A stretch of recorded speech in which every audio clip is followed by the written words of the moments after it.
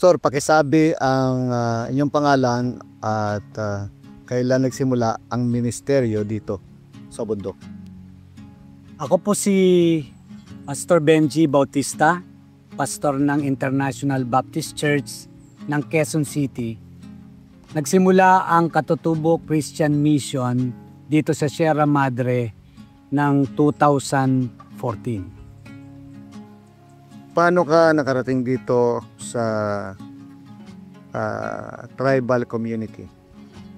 Nagkaroon kami ng relief operation and may lumapit sa aking matanda at sabi niya kung pwede makahingi ng relief goods na ipamimigay niya doon sa inaabot niyang mga katutubo.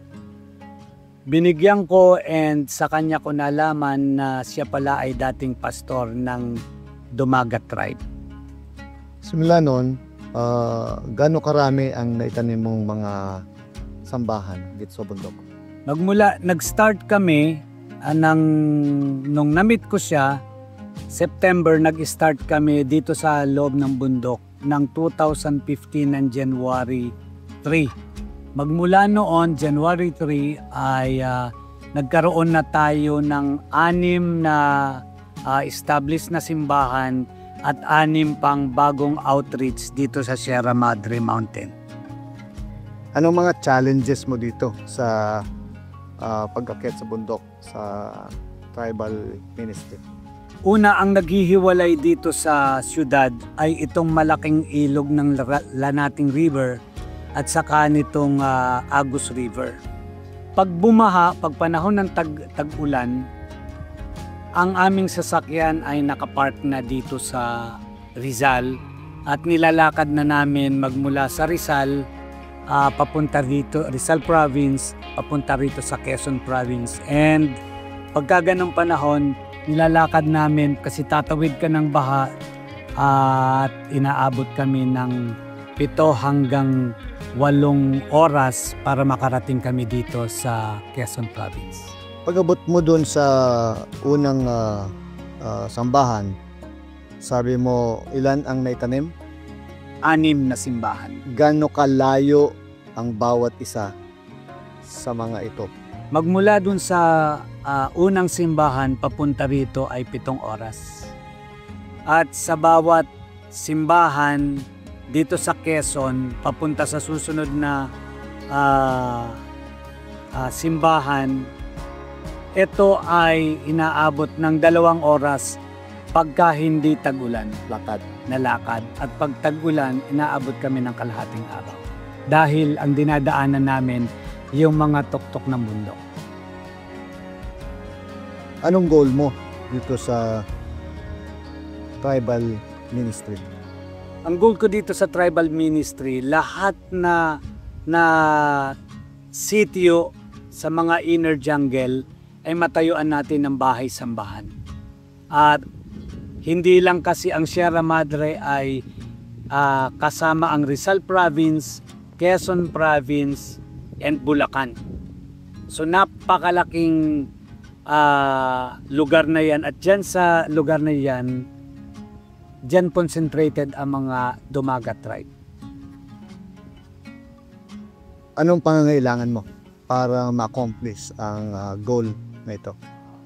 Una, pagdating sa para maging madali para sa amin yung papunta rito, una yung sasakyan na dapat para dito, para mapaikli namin from Rizal to Quezon.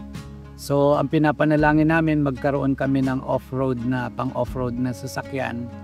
Pagdating naman sa accomplishment, para yung expansion at mapabilis, gusto namin na maitayo ang Bible School. Bukod doon, isa pa ring goal namin ay matulungan yung mga katutubo na maipangat yung kabuhayan. Kaya nais namin na magkaroon ng Katutubo Integrated Development Training Center na doon nakalagay ang ating Technical Vocational Training Center, na andon yung mga training para sa mga ma-process yung mga produkto na para mapahaba at para naman gumanda yung presyo ng mga produkto, yung mga root crops. Ma-train sila kung paano ito mapapatagal ang buhay, and para naman yung expansion ng gospel para makapagtayo ng churches, makapag-train tayo ng mga pastors and missionaries para ma-train tayo, makapag-train tayo ng mas marami, ma-expand yung ating lalayo pa yung, kasi ngayon talaga kulang na kulang kami sa manggagawa. Nasa 30 na yung na-train natin, but still kulang pa rin. Ang mga na-train mo ay mga katutubo o iba? Puro katutubo ito, and a majority dito, siguro meron lang tayo mga less than 5, pero kadalasan, karamihan dito halos, and majority na rito, puro dumagat. At ang goal ng Bible School, Makapag-train tayo ng mga pastor na makakapasok at saka missionary na sila yung magpa-plant sa mga inner jungle na merong mga community na merong mga dumagat. at ito yung mga katutubo. Mga katutubo ito. Pure katutubo ito. At ang usapan ng lakad dito, kagaya ng binuksan natin na dito sa Barangay Umiray, ito ay 14 hours walk. Mas malayo ito kaysa sa Macalya. So, pagka ganon, meron tayo mga matitrain na gagawa na nung ginagawa ngayon ng mga pastor. Ano pang gusto mong malaman ng mga kapatiran na aring makatulong sa gawain mo dito? Kailangan po namin ang tulong kasi may mga community rin po tayo na may mga eskwelahan ng katutubo. Gusto po natin na mabigyan sila na ito yung natutunan ko rin sa aking pastor na magkaroon ng feeding center sa bawat eskwelahan. Para papasok yung mga bata na may laman ng sikmura. Kasi marami dito pumapasok, wala talagang kain. Hanggang anong grado ang naaabot ng mga katutubo? Dito hanggang grade 6 lang. Kasi yung eskwelahan dito ng hanggang grade 12 ay 3 oras ang lakad. At hindi pa doon kasama yung hirap kapag baha at papasok sila.